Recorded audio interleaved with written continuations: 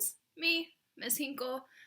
Step one, please check out my awesome Weenie Dog America shirt. Today, well, this whole week is Teacher of the Year celebration for Mr. Coke, and today is something about like being a doggone good teacher, unleashing something dog related, and so I have multiple Weenie Dog shirts, but this one was the coolest. So congrats, Mr. Coke, we love you. You are an awesome Teacher of the Year. We're so proud of you. Okay, so switching from Mr. Coke, we're in my apartment. We're in my bedroom right now because why not? We're running out of places to give you some new views. And yeah, I'm having some feelings this week, to be totally honest. This week has been kind of hard because we're getting close to like the end of school, and the way I pictured the end of school is gonna go really different than the plan I had in my head. I don't get to hug all of you and say bye, see you next year, have a great summer. I get to do these videos, which is so great, and I've loved doing them because I've got to be really crazy, and that's been awesome. But nothing beats that hug and the encouraging you and cheering you on, and I'm really sad about that. If I'm being totally honest, I don't know if you guys are feeling that way, but I'm feeling really sad. When I've done these videos before, I've tried really hard to be kind of crazy and enthusiastic and all over the place, which I'm still funny. Doesn't matter how serious I am. I'm hilarious. I know that. But I just want you guys to know this week is going to be a little bit more serious because I'm feeling a little more serious, and I know a lot of you are. I would bet most of you are. So this week our topic is going to be grief. When you think about grief, most of you probably go to people in your life dying, and that is true. It can absolutely be that. But what I think is really interesting about grief is that it can be for us losing anything. Like right now, I am grieving the end of the school year being the way I thought it was going to be. I'm not getting that, and I have to kind of grieve what I thought it was going to look like, and then get to the point where I can accept what it is going to look like, it's hard. It's really hard for me. And what I think is really interesting is research shows us that adults and kids grieve totally differently. So adults tend to grieve like right after the event.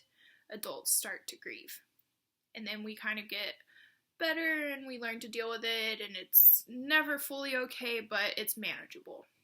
Kids are kind of like the opposite. Like when something crazy happens, kids have like an initial reaction. So you might like cry or be mad or whatever. And then you have this time where things are kind of normal. And then later down the road is when kids start to grieve. And I'm not sure why it is that way. There's probably research out there that tells us, but while reading research is helpful, it's very boring. So I think that a lot of students are getting to the point where they had their initial reaction. They've lived in this kind of like honeymoon phase, and now we're getting to the point of grief. So first we're going to watch this quick little video, and it is Teen Titans Go. I did not watch that when I was a kid. I don't know if that was the thing you guys watched or still watch, but it is this awesome video from them about the stages of grief. So we're going to watch that really quick, and then we'll come back and we'll talk about it. So ready, set, cue the teen.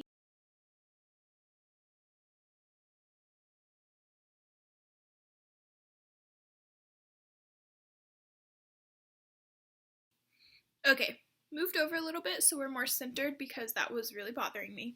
But that video was kind of a little silly. They were grieving a couch, which, I mean, we've probably all grieved things like that. But it does a really good job showing us the 5 stages of grief. So I kind of want to talk about those a little bit more in detail, and kind of how they're relating to us with the virus and not being at school and all of that. So the first stage of grief that they talked about was denial. And they were, you saw them like sitting on the treadmill pretending it was a couch. And for me, and I would think for you guys too, it probably looked a little different. I know one thing I thought about when I was in the stage of denial was this virus isn't that big of a deal. Like, they're just being overly cautious. Things are gonna go back to normal next week. Not a big deal.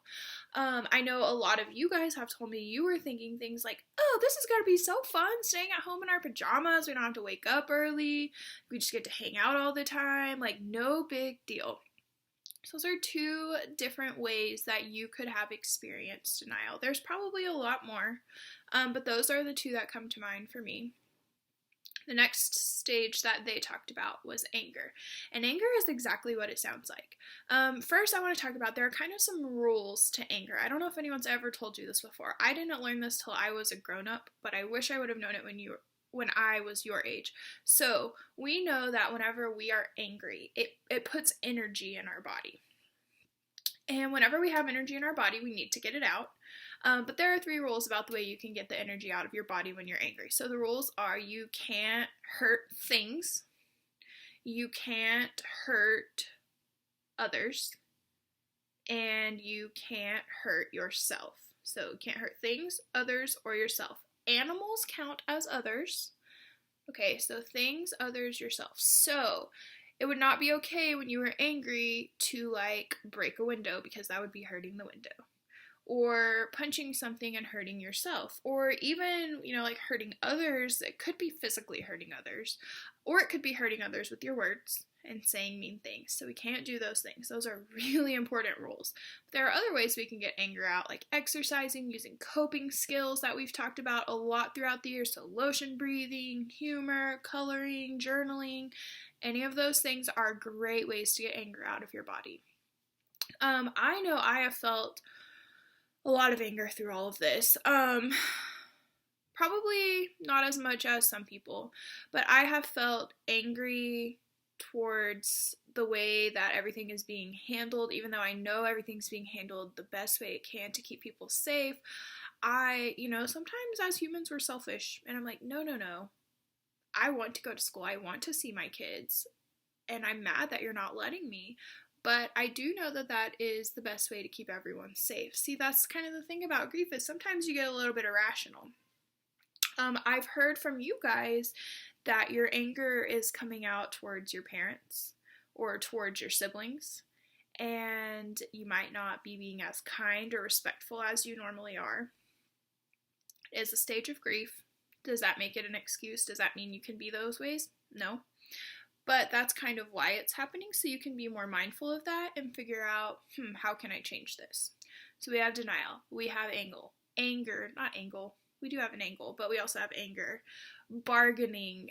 Bargaining is so interesting. So in this video, they showed them bargaining with a physical human. So, and you guys might be doing that. You might be going to your mom and be like, Mom, if you will let me go hang out with my friend, I will keep my room clean for 2 whole weeks. You might be doing that. Also, sometimes bargaining, it goes on in your head with yourself.